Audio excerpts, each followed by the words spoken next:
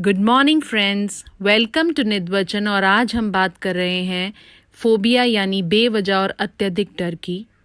क्या कभी आपने ये महसूस किया है कि कुछ डर हमारे दिल में इतने गहरे बैठे होते हैं कि हम खुद भी नहीं जान पाते कि आखिर मैं इतना क्यों घबरा रहा हूँ। फोबिया कोई सामान्य डर नहीं है, ये एक ऐसा डर होता है जो असली खतरे की तुलना में बहुत ज़्यादा और असामान्य होता है।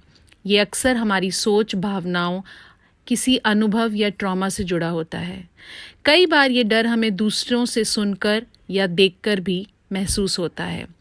उदाहरण के लिए, अगर कोई इंसान अपनी ज़िंदगी में कभी किसी बंद कमरे में बंद हो गया हो तो उसे बंद कमरे में रहने से घबराहट होने लगती है। ये एक अनुभव उसके मन में डर बिठा देता है। कुछ आम फोबिया जिसका सामना हम हर रोज़ करते हैं, जैसे नोमोफोबिया। जब मोबाइल फ़ोन आसपास ना हो, नेटवर्क चला जाए या बैटरी ख़त्म हो जाए तो बेचैनी और घबराहट महसूस होने लगती है। एक्रोफोबिया, ऊंचाई से डर। कई लोग ऊंची इमारतों, छज्जों और पहाड़ियों पर चढ़ते समय घबराने या कांपने लगते हैं। क्लॉस्ट्रोफोबिया, जब कोई बंद या छोटी जगह में होता है, जैसे लिफ्ट, टनल या बंद कमरा, तो घुटन, पसीना और डर लगने लगता है। ऐसे लोग खुले वातावरण में ज़्यादा सेफ महसूस करते हैं। सोशल फोबिया, जब हम लोगों के सामने बोलने या प्रदर्शन करने से डरते हैं, इस डर से कि लोग क्या कहेंगे, मैं शर्मिंदा तो नहीं हो जाऊंगा, जिसकी वजह से हम अपने विचार नहीं रख पाते। थेनोटोफोबिया, मृत्यु या मरने का डर, जिस फोबिया से जीवन की अनिश्चितता से जुड़ा हो और गहरी चिंता को जन्म देता है।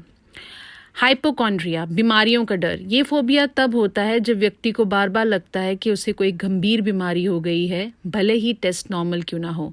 छोटी छोटी शारीरिक परेशानियां होने पर भी ऐसा लगता है कि कोई बड़ी बीमारी हो गई है। आपका डर कुछ भी हो सकता है, लेकिन वो आपके व्यवहार, निर्णय और आत्मविश्वास को बहुत प्रभावित कर सकता है।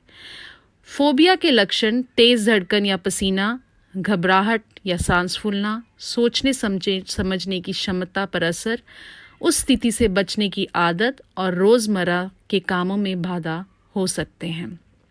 अब सवाल ये है, इससे निपटे कैसे? अपने डर को पहचानिए, भागिए मत। डर तब तक हावी रहता है जब तक आप उसे पहचानते नहीं। उसे स्वीकार कीजिए कि आप डरते हैं और फिर उसे समझिए। एक्सपोजर थेरेपी, धीरे धीरे उस चीज़ के संपर्क में आइए जिससे डर लगता है। इससे आपका दिमाग उसे धीरे धीरे सामान्य मानने लगेगा।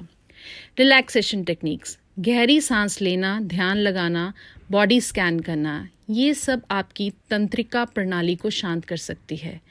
कोग्निटिव बिहेवियर थेरेपी, सोचने के तरीके को बदलकर डर को नियंत्रित किया जा सकता है। पेशेवर मनोवैज्ञानिक आपकी सोच और व्यवहार पर काम कर सकते हैं। प्रोफेशनल हेल्प लीजिए। अगर आपका फोबिया आपकी ज़िंदगी को सीमित कर रहा है तो किसी ट्रेन्ड क्लिनिकल साइकोलॉजिस्ट या साइकेट्रिस्ट से मिलना ज़रूरी है। दोस्तों, डर कोई कमज़ोरी नहीं है और हर डर का इलाज है पहचान, समझ और सही समर्थन से। याद रखिए, आप अकेले नहीं हैं और ये डर हमेशा के लिए नहीं है। ऐसे ही और इंटरेस्टिंग टॉपिक्स के बारे में जानने के लिए सुनते रहिए निद्वचन। धन्यवाद।